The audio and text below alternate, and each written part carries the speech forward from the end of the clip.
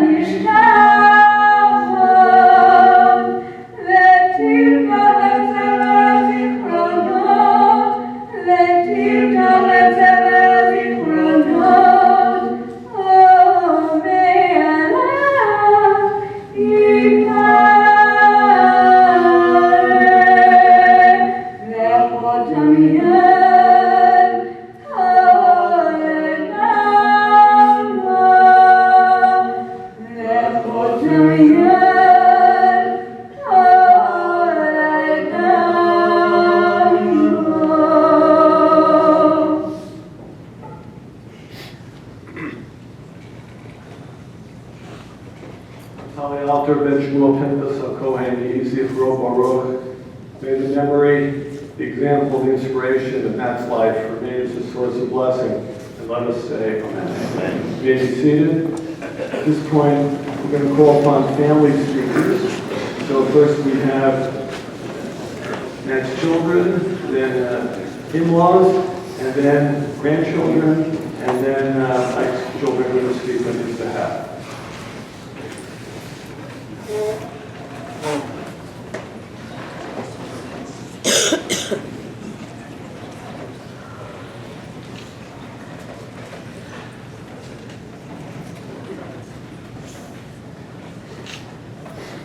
This is the family that Matt and Dee built. Over the last few days, we have come to rely on each other for love and support. We are holding each other up. We are sharing stories. We cry because we miss our dad and Zadie. But above all, we know that we have each other. This was our Father's plan all along, to be sure that we were all here for Rosh Hashanah, to have a few days to process our loss, and to have this time together before the final act of burial. We have turned to each other and said, Dad would love this. Zadie loved this prayer. Dad would have loved this burnt bagel. We saw his chair in shul on Rosh Hashanah and the candy waiting to be given out to the children, and no one was there to give it. We lost it. It was not just a lollipop. It was an encouraging smile. It was a look that said, I'm so happy to see you in shul. And did you know that you are the future of the Jewish people? That is how our dad thought. What is good for my community? It was true that if you wanted to catch up with my father, you would have to meet him in shul or at work. But this was the fuel that kept him going. This is the lesson he gave to us and to his grandchildren. Be present, be generous, give of yourself. When I was a little girl, sitting in shul with him, he would encourage me to sing loud and proud. What, are you afraid to catch a cold in your mouth? At that time, I thought he wanted me to daven with a strong voice so God would hear me. But now I know that he just wanted me to have a strong voice. The life that my father and mother gave us was in direct contrast to what he had gone through because of Hitler. The upheaval and threats he experienced only served to make him stronger and louder. Another time in shul, some neighborhood kids were knocking on the side doors during services. My father stood up, opened the door, and chased them all the way down the street. No one was going to mess with him or members of his shul anymore. He wanted us to be safe, to always have food in our homes, and to be able to be Jewish without fear. He worked so hard to provide for us, and then worked just as hard davening and volunteering as he helped to build a Agudas Israel into the shul it is today. So thanks to my father, my voice is strong. Thanks to our Father, your voices are stronger. Our painful, unbearable loss is shared with all of you, his loving community.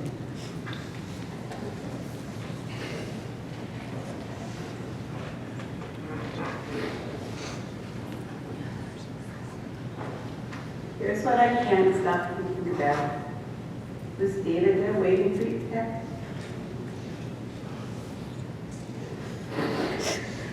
Because we just don't want you to be alone. It feels so much better to imagine that you're together. And please give him a piece of salami Friday. Because it's been a really long time since he enjoyed his meals. And walk with him. Let him walk as far as he can go. He so wanted to be able to walk on his own 2 feet again. And maybe the two of you will start a business together. I know you don't need the money, but for tzedakah, the two of you doing good together. If I'm honest, I can't fathom a world without my father.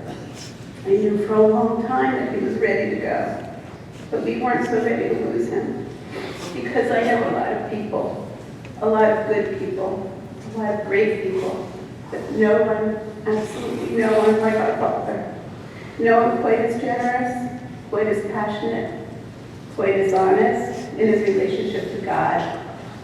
When my father died, he literally was talking to God, and in the same room, the Yom Kippur before my brother died, he spoke to God as if they were in this room alone, and the rest of us sat here with tears rolling down our cheeks.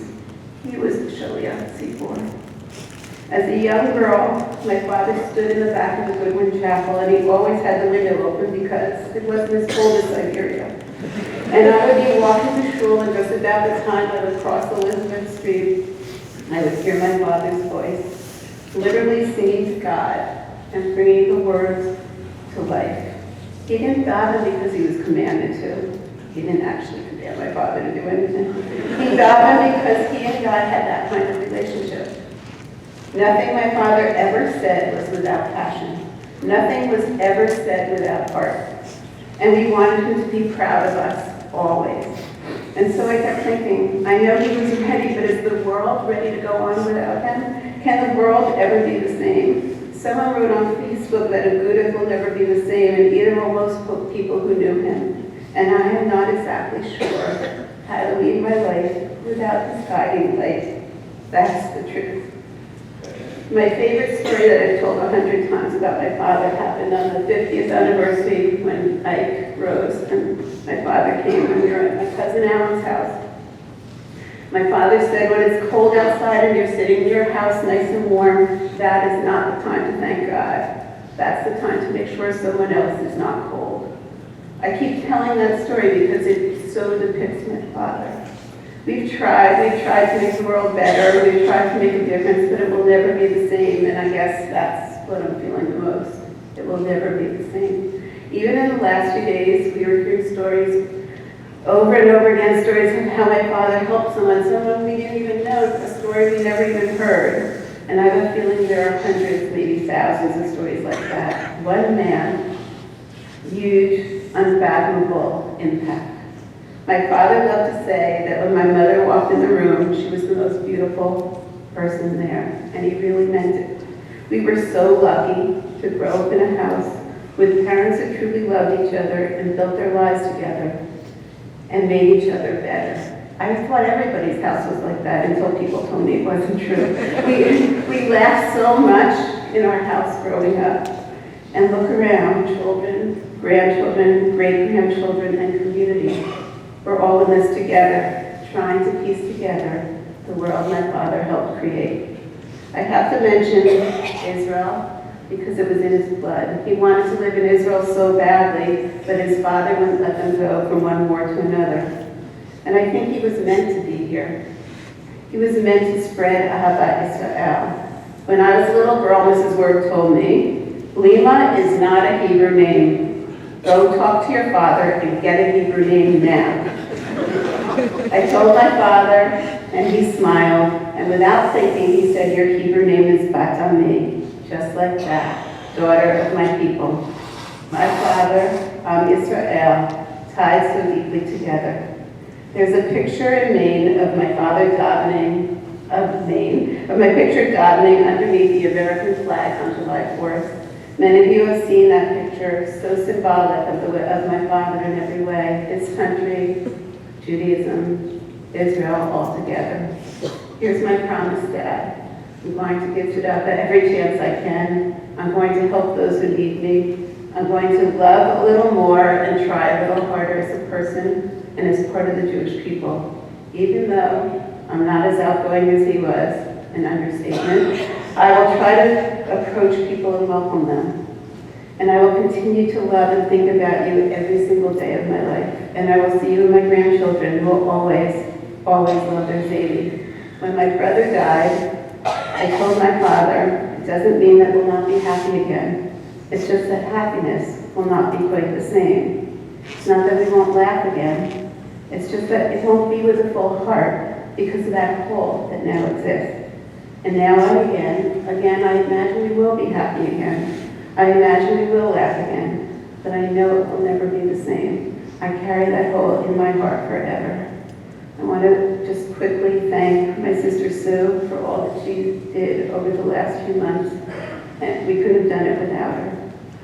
So I woke up this morning with a very strong image of my father dressed in his kittel, davening. It was my father before he got sick, big and strong. He looked a little like the Pope. His kittel with a white kippah on, and he was davening fervently. And all of a sudden it hit me. He was davening for the Eisen family. I knew it. And I wrote to Susan Eisen this morning. And she said, we were just saying that Nat was waiting for him with a lolly. On Erev Rosh Hashanah, my granddaughter Dahlia and I were sitting on my parents' deck. Dahlia said, Safti, it's okay to be sad, but Zadie is still your daddy. He's going to be your daddy forever and ever.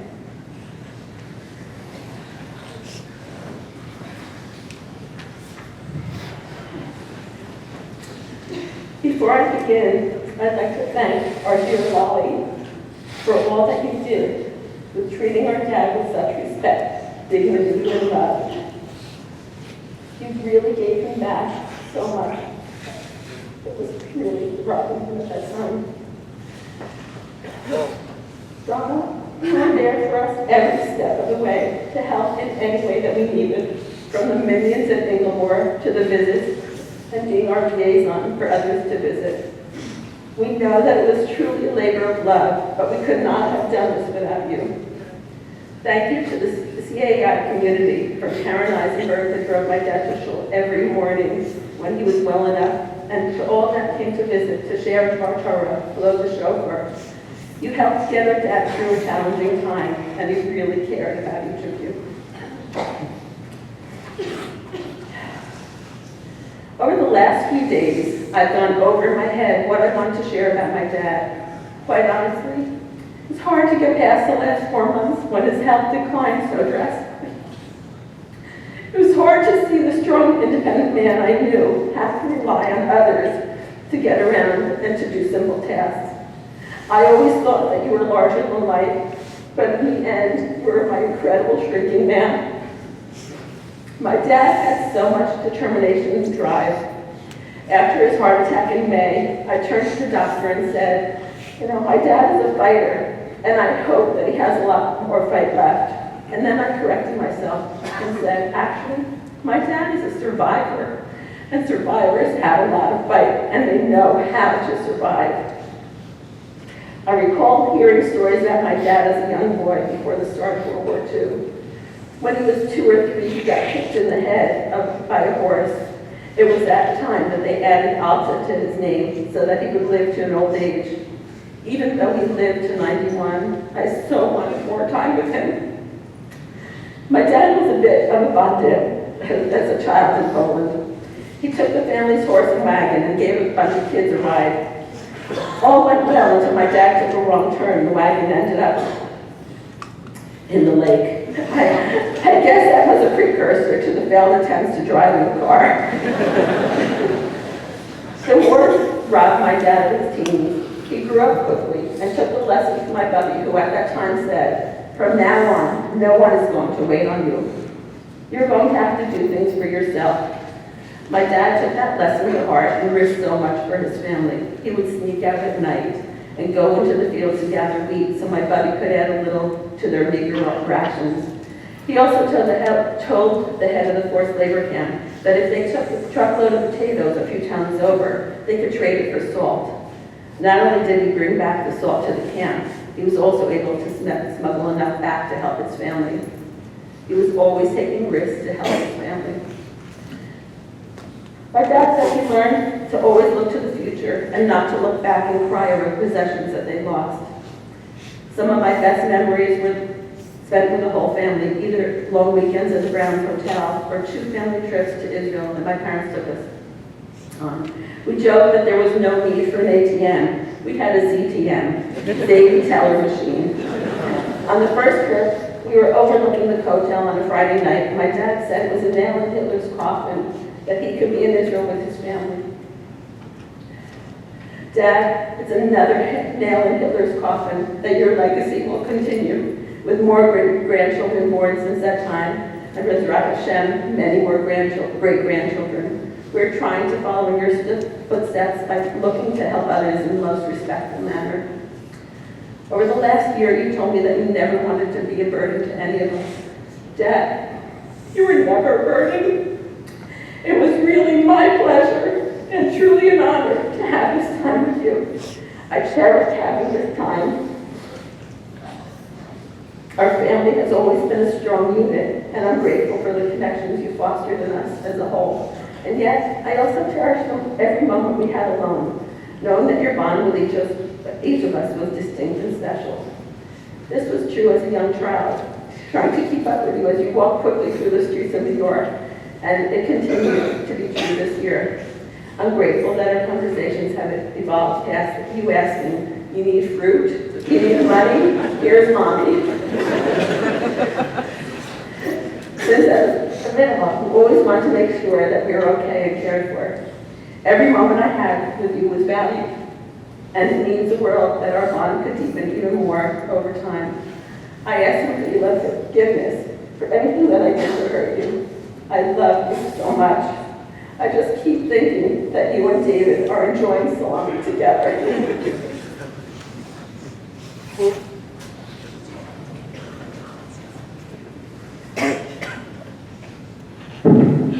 Over the last few months, my dad has been in and out of the hospital and rehab.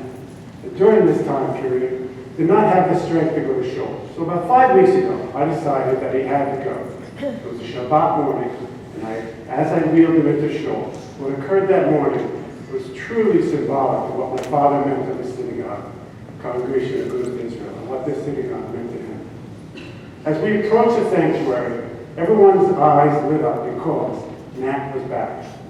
And as he sat in his seat, one by one, congregants would come up and give him a big, meaningful hug.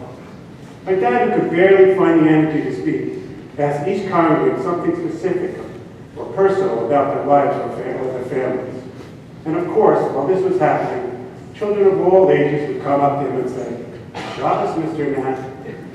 My dad would then very slowly reach into his pocket and give them a lollipop like he has done for so many years.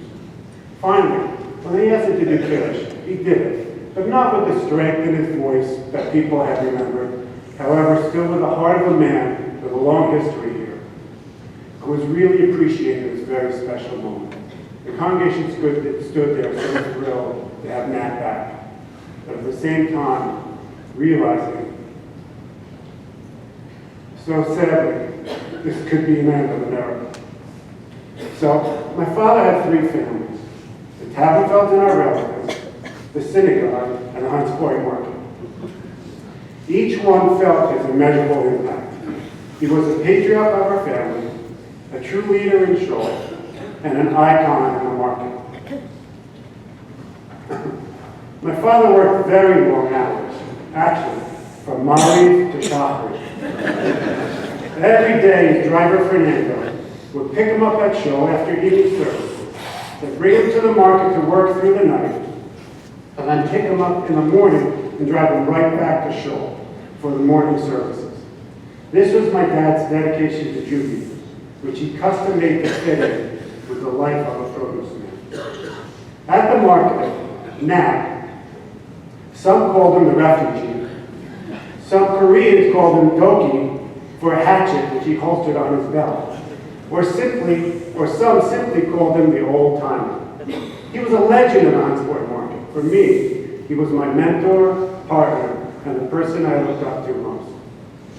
He started in the fruit business on Washington Street in Lower Manhattan during the 50s, and then traveled his way north to the Bronx when the market moved there in the 60s.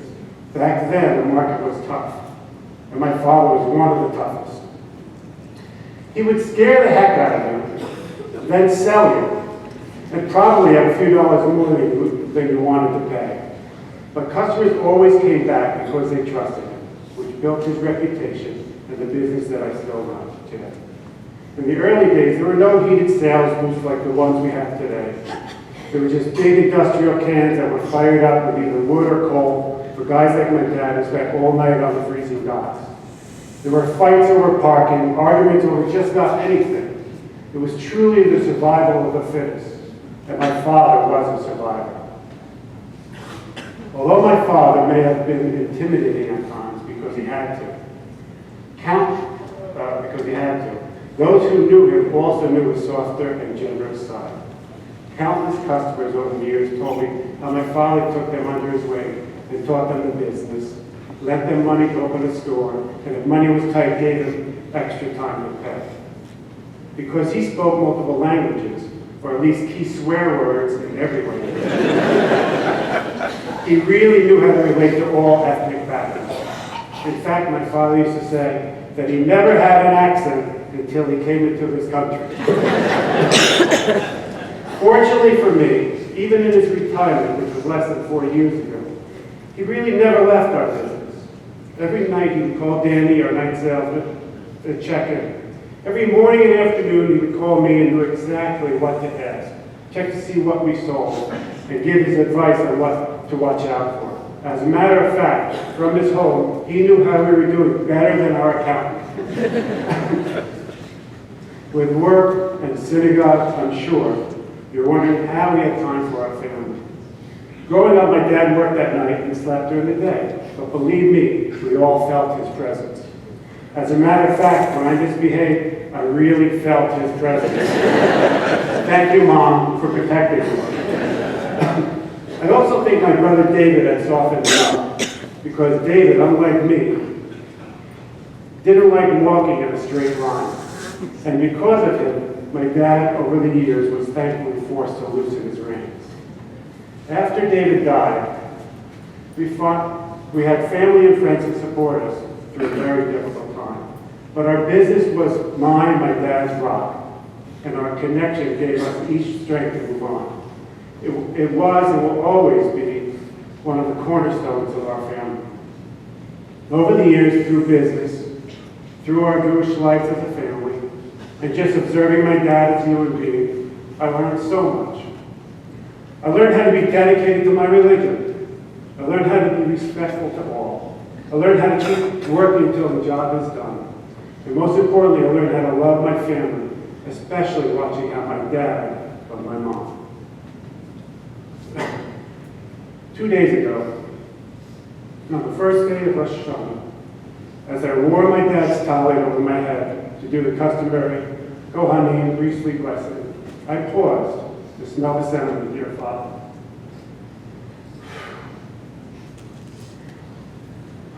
I felt his presence and wanted to savor that moment for the man who made me who I am. And the day before he died, he whispered something to me. Make sure you know the Kiddush for Rosh Hashanah. Knowing that I'd be the one to carry on his legacy. Then he paused and said, you know it. Yes, you taught me well. I'll love you forever.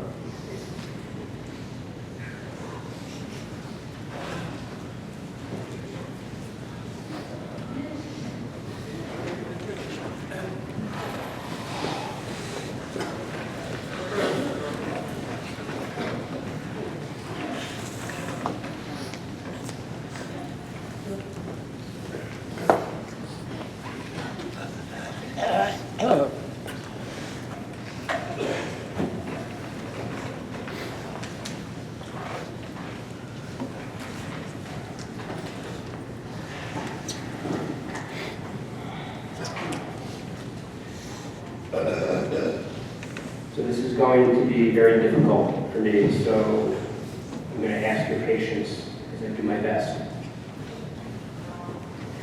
I consider myself very fortunate to have married Jane and become a member of this family. I lost both of my parents at very early ages, and when Jane and I were married, neither of my parents were alive. So for me, my relationship with Bea and Nat, Grandma and Zadie, was more than just as an in-law. I knew from day one that this relationship was going to be very special. I just did not know how special it really would be.